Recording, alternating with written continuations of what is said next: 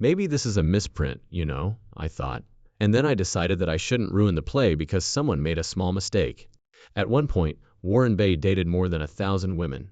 Alongside Bonnie and Clyde, he created Hollywood history. He was a politician and an Oscar winner. However, everything altered in 2022. Suddenly, the man who never missed a premiere was gone. He wasn't present when his wife received an Oscar nomination. He remained at home as his daughter made her Broadway debut. He is 87 years old, according to his friends, but he refuses to leave his home. Your heart will be broken by the explanation. The biggest playboy in Hollywood now lives in complete seclusion. Hollywood was not Warren Beatty's birthplace. Henry Warren Beatty was born in Richmond, Virginia, on March 30, 1937. His parents weren't well-known performers or show business figures. Ira Owens Beatty, his father, was a high school principal before he became a psychology professor. Kathleen Karen McLean, his mother, taught theater. Despite her passion for theater, the family was modest, middle class, and anything but glitzy. In the 1940s, Ira secured employment in teaching, so they relocated to Arlington, Virginia. Beatty had a somber and orderly upbringing. His parents valued education, reading, and learning above everything else. They anticipated that he would perform well in school. Warren's hobbies were playing music, reading books, and playing sports. However, the film industry was far away. He was not given anything. His name was even spelled Bay, and as a small indication of the transformation he wished to bring about in his life, he later added a second Tau. Contrary to what most people believe, Beatty didn't have any contacts that helped him get into Hollywood. None of that came from his early years, just a passion for the arts and a strong work ethic that started at home. He developed patience and grit from his simple, peaceful life. Someone extremely close to him was also watching out for him. Shirley Mlawn, his sister, was a little older and more outspoken. Warren was a quiet person who enjoyed reading and playing the piano. Because of this, he became a target in schools in the 1940s and 1950s, when non-tough lads were teased. In that regard, Shirley was completely different from him. She would rush into battles without hesitation, and was forceful and vocal. Shirley repeatedly confronted the children who were harassing Warren. Shirley claims in her memoir that she was constantly battling his issues. Warren was quiet and kind by nature, but his sister made sure that no one bothered him for too long. It allowed him to pursue his hobbies and be loyal to himself. Even if they decided to pursue different careers in show business, their relationship would endure forever. He never forgot what Shirley had done for him, and she was proud of him.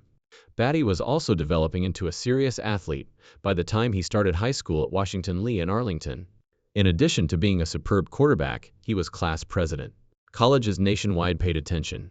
He had 10 football scholarship offers by 1955. Back then, that was a huge issue. Particularly in the South, football was a means of achieving success and prestige. Saying no to a chance like that was difficult. Warren Beatty, however, did. He decided to study liberal arts at Northwestern University, rather than pursue football fame. Many people in his immediate vicinity found the decision incomprehensible. Warren wasn't certain that football was the life he wanted, even if it could have made him a celebrity. He was drawn to the arts. Perhaps it was his own passion for performing in stories, or perhaps it was his mother's upbringing. He chose to choose the more difficult route, which would turn out to be one of his defining characteristics. Despite the fact that his coaches and friends thought he was crazy for quitting athletics, he took an even greater chance after only 1 year at Northwestern. Beatty left school to pursue acting in New York City. It was risky back then to drop out of college after just 1 year. He only had his drive and no wealthy or well-known parents. Those around him were alarmed by his decision, but he was certain that continuing his education would never allow him to achieve his true goals. He worked to become a professional performer by studying under the renowned Stella Adler. He worked at whatever jobs he could to pay for his lessons. He worked as a laborer on construction sites and cleaned dishes in restaurants. To make ends meet, he occasionally performed the piano at tiny clubs. Those were difficult years. Beatty has discussed the hardship, the small apartments, and the long hours. While many would have given up, he persisted. He was shaped by that adversity. He learned to enjoy every part that came his way and realized that nothing would be simple. All of that effort paid off by 1961. He was chosen to co-star in Splendor in the Grass with Natalie Wood. Warren was only 24. The movie addressed daring subjects like libido and mental disease. Audiences and critics observed that Beatty's portrayal of Bud Stamper felt genuine and unvarnished. The film made $4 million at the box office, proving to be a success. As new star of the year, Beatty even won a Golden Globe. Everything changed with that debut. He was chosen by director Elia Kazan because he recognized a spark in Beatty, someone who wasn't acting but was living it. On screen and even off-screen, Beatty and Wood had genuine chemistry. Even though she was married, there were rumors that they had an affair. That kind of passion would accompany Beatty to the majority of his subsequent endeavors. Beatty's reputation for fusing art and life swiftly grew. His connections with co-stars gained notoriety after Splendor in the Grass. For years, he would be the subject of stories about his affairs. These romances didn't always end well. After their breakup, Natalie Wood even made an attempt at suicide. Some became part of his folklore, such as his lengthy affair with Julie Christie. However, Beatty was also discovering that talent and celebrity were insufficient. Following his major hit, he struggled with a number of unsuccessful films. Movies such as Mickey 1 and The Roman Spring of Mrs. Stone did not attract large audiences. Some believe that Beatty's career may end before it really got started, since he was being labeled as troublesome. He was altered by that difficult time. Beatty made the decision that he would not accept any roles that presented him. He would take charge instead. He made the decision to make his own film, Bonnie and Clyde, in 1967 when he was just 28 years old. At the time, this was practically unheard of for an actor. Actors entering the production business was disliked by studios. Warner Brothers even predicted the film would be a failure. However, Beatty placed his own wager. For the script he battled, Faye Dunaway and Gene Hackman were among the cast members he selected. Additionally, he agreed to accept a portion of the earnings in exchange for a little upfront salary. That posed a serious risk. He would make virtually nothing if the film didn't succeed. Beatty, however, was all in. Everything changed when Bonnie and Clyde debuted in theaters in August 1967. It wasn't only a popular film. The movie had the feel of an explosion. It was unlike anything American viewers had ever seen in terms of its sexual tension, brutal violence, and rebellious spirit.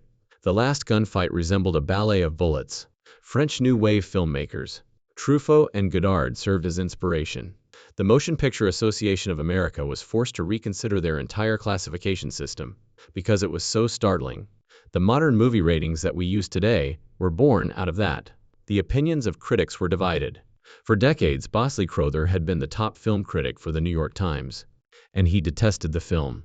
He described it as a cheap, bald-faced comic film, with violent blotches in one review. In fact, Crowther wrote against it 3 times. His severe response backfired. He was let go from the Times after 27 years, in part because he failed to see the film's true significance. Pauline Kael, on the other side, adored it. She penned a laudatory review, The Frightening Power of Bonnie and Clyde, for The New Yorker. Kael maintained that rather than being cheap entertainment, the film's violence was strong and honest. Her enthusiasm was so intense that she altered the discussion surrounding the movie. Many believe that Bonnie and Clyde's disappearance was prevented by Kael's essay. It also marked the beginning of Kael's career as one of the most well-known cinema critics in America. Reviews were only one aspect of the discussion. On talk shows, in newspaper articles, and even in Congress, people debated the film. Some believed it to be a celebration of crime. Others said it encapsulated the 1960s spirit of rebellion. The dispute around the film seemed to be a component of a wider cultural conflict. The new versus the old guard. Newsweek was the source of one of the most unexpected turns. The movie was first criticized by the magazine. While Warren Beatty was watching over his shoulder, critic Joe Morgan Stern attended an early screening. He was shot up for the trade after his initial analysis deemed Bonnie and Clyde to be a filthy. However, Morgan Stern came to the realization that he was mistaken after witnessing it once more in front of a typical audience and hearing their enthusiasm. He persuaded Newsweek to publish a second review a week later, which is unprecedented for a critic, applauding the movie this time as being both significant and artistic. With advertisements boasting that even its most critical critics had changed their minds, Warner Brothers jumped on the story. The press was a present. It attracted more viewers, and Bonnie and Clyde became a must-see occasion. Journalism classes continue to study that daring turnaround as an illustration of integrity and power. Bonnie and Clyde were unstoppable when the time for honors came. At the 40th Academy Awards in 1968, it received 10 nominations for Oscars. This includes Best Supporting Actor for Gene Hackman and Michael J. Pard, Best Actor for Warren Beatty, Best Actress for Faye Dunaway, Best Film, and Best Director for Arthur Penn. Burnett Guffey won Best Cinematography, and Estelle Parsons won Best Supporting Actress. With 10 nominations that year, the movie was nominated with blockbusters like Guess Who's Coming to Dinner. This demonstrated that Bonnie and Clyde was more than just a box office hit. It was a somber, esteemed piece of art that contributed to the emergence of a new Hollywood. Estelle Parsons, Gene Hackman, and Faye Dunaway all rose to fame. Warren Beatty was more than just a good-looking movie star. In addition, he was a visionary producer.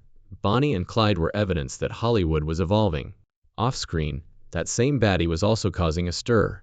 Beatty became known as the most well-known playboy in Hollywood during the 1960s and beyond. His list of admirers was astounding.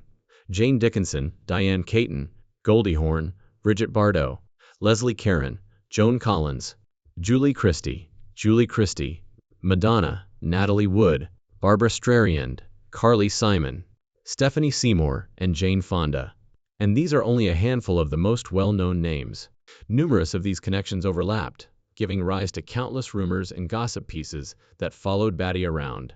In his book Star, How Warren Beatty Seduced America, biographer Peter Biskin even calculated that Beatty had slept with around 1,300 women, a figure so absurd that it represented a new spouse every day for 35 years.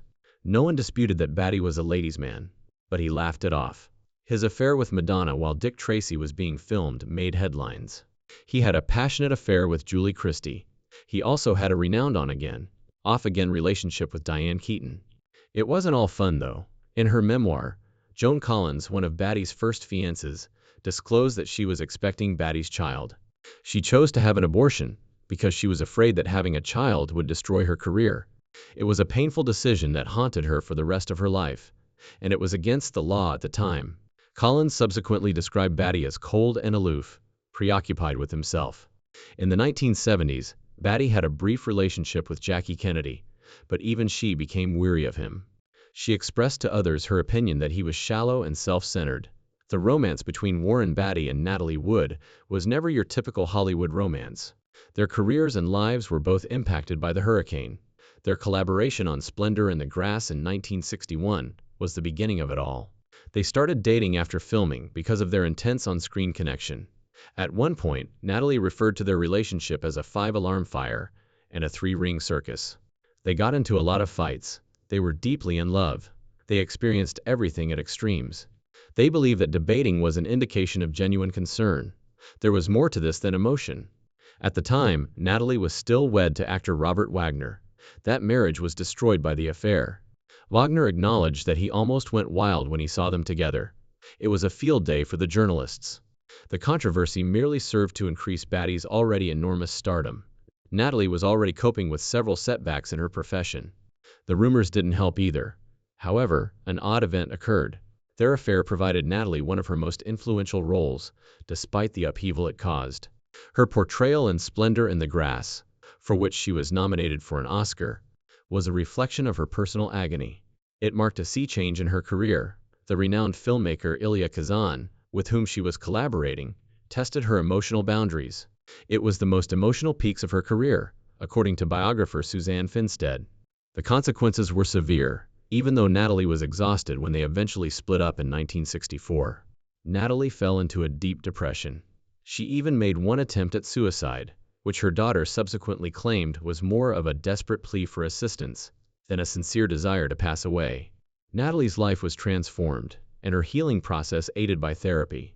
The affair with Natalie followed Beatty like a shadow, but he quickly moved on and continued to rise in Hollywood. Future Hollywood couples continued to discuss it as one of the most perilous, all-consuming romances because it was so passionate. Years later, Beatty and Natalie's family made news once more. He started dating Lana Wood, Natalie's sister, in the 1970s. At the time, Lana was in serious trouble. She had nowhere to escape and was stuck in an abusive relationship. She reached for Beatty, terrified and desperate. She was picked up by Beatty, who also secured her a suite at the Beverly Wilshire Hotel. What began as a good deed became a romantic relationship. Given that Natalie and Lana weren't even communicating at the time, many people believed it to be a terrible betrayal. Hollywood was taken aback. Even Beatty's buddies believed he had gone too far. While some justified him, claiming he was merely attempting to assist, the majority believed it to be dangerous. Whatever tenuous link the sisters still had was shattered. Beatty appeared to be even more of a rule follower as a result. Beatty's previous romances were made public at other times as well. Carly Simon's well-known song, "You're So Vain," had people guessing for years. Everyone was curious about the true subject of the songs. Despite guesses at well-known figures like David Bowie and MC Jagger, Beatty was consistently the most likely suspect. Simon finally acknowledged that the second verse was about him in 2015. She told People magazine, "I have verified that Warren is the second verse." The verse goes, "You had me several years ago when I was still quite naive. Well, you said that we made such a pretty pair, and that you would never leave, but you gave away the things you loved, and one of them was me." Beatty cherished it. Simon even made a joke about believing the entire song was about him. There was more to Beatty's charm. He dated Madonna in the early 1990s. She played the seductive nightclub singer, Breathless Mahoney, on the set of Dick Tracy, where the two first met. The media was captivated. Cameras followed them every time they went outside. Madonna was working on a behind-the-scenes documentary about her life and career called Truth or Dare. At first, Beatty was reluctant to make an appearance, but Madonna was adamant. When she objected to being recorded off camera in one of her most well-known scenes, Beatty sarcastically responded, "She doesn't want to live off camera, much less talk." What would she do off camera? To live off camera, why would anyone want to? About 15 months passed throughout their romance. Madonna appeared to be a major Hollywood star, because to it. For a new generation of admirers, it also restored Beatty's appearance on magazine covers. However, they were too dissimilar. Beatty kept to herself. Madonna adored being in the spotlight. Shortly after Dick Tracy's publication, they parted ways. But they made a lasting mark as one of the most famous couples of the 1990s. Beatty was more than just a well-known figure. He was very interested in politics, even while he was at the top of his game. He took a break from filmmaking in 1972 to support George McGovern's bid for president. The endorsement was not given hastily. Beatty worked diligently for McGovern, who was challenging Richard Nixon, for a year and a half. He arranged large-scale benefit performances, featuring well-known performers like Simon and Garfunkel and Barbra Streisand. The audiences adored them. After expenses, only $18,000 SOF, the $300,000 raised during the Los Angeles event, made it to the cause. Beatty was nevertheless regarded by McGovern as one of the campaign's key figures.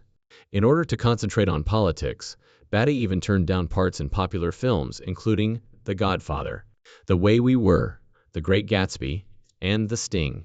Additionally, Beatty continued to have a political impact for years. He had senators and even presidents' personal phone numbers. He was urged to speak by John F. Kennedy. People began to speculate that he may run for president himself by the 1990s. Beatty continued to participate in public debates, despite his advanced age.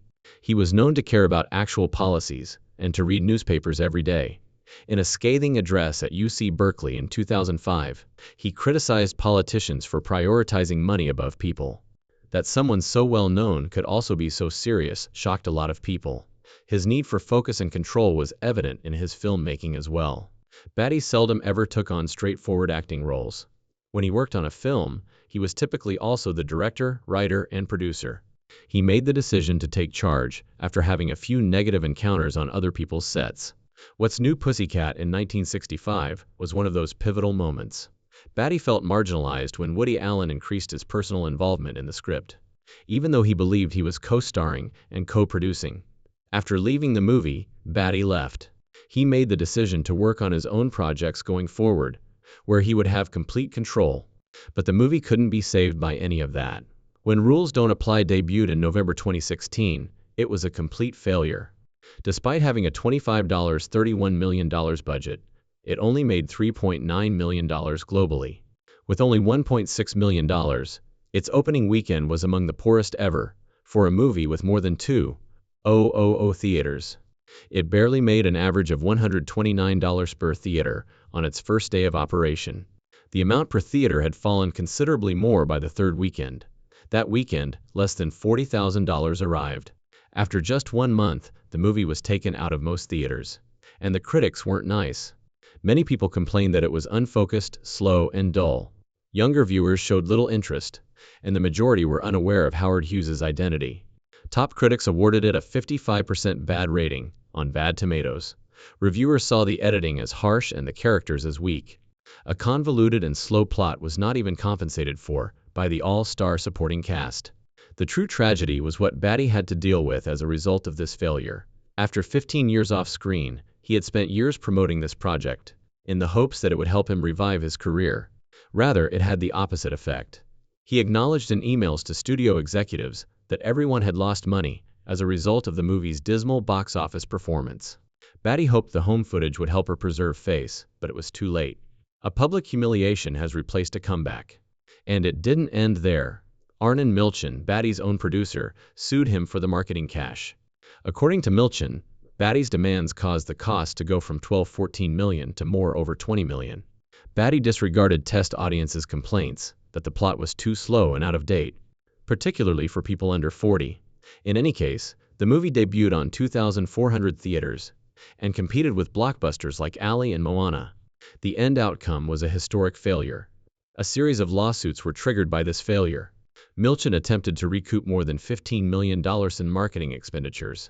Investors retaliated, and the ensuing legal chaos revealed more than 100 contracts that restricted the rights. According to emails, Beatty privately expressed regret that he had hoped that people would come see an elderly man who hadn't appeared on screen in 15 years. His name was tarnished by the lawsuits. One of the most embarrassing moments in his lengthy career was the saga. As if that weren't enough, he had yet another public nightmare at the Oscars the following year. In a throwback to Bonnie and Clyde, Beatty and Faye Dunaway presented Best Picture on February 26, 2017. However, a mix-up backstage gave him the incorrect envelope. Emma Stone had recently received the Best Actress envelope for La La Land. After a moment of confusion, Beatty handed Dunaway the envelope. She declared La La Land the winner right away. To celebrate, the La La Land cast hurried onto the stage. However, someone recognized the error in the middle of their speech. Moonlight was victorious in the end. When the mistake was exposed, the audience gasped. PwC accountants and Jimmy Kimmel hurried in to fix it. Dunaway and Beatty appeared shocked and ashamed. In Oscar history, it was one of the most embarrassing and talked about moments. Following that evening, Beatty virtually vanished. He ceased attending public events by 2022. He last appeared in public that April at the TCM Classic Film Festival, where he went to a Heaven, Can We Waiting screening. No interviews, no premieres, and no pictures have been released since. He remained at home even after his wife, Annette Bening, received a 2024 Best Actress nomination. He was also absent that March when his daughter Ella made her Broadway debut, a startling absence for a parent who is seen as devoted and caring. According to those close to him, he is still rather proud despite his frailty. Beatty, who is 87, stays out of the spotlight and doesn't travel much anymore because he doesn't want to be perceived as weak. According to friends, he still keeps up with Hollywood rumors and the news, but his world has shrunk significantly. His memory issues have been the subject of rumors for years, particularly following the Oscar incident. Most people believe he remains at home because he doesn't want to be perceived that way by others, while some claim he's simply forgetful.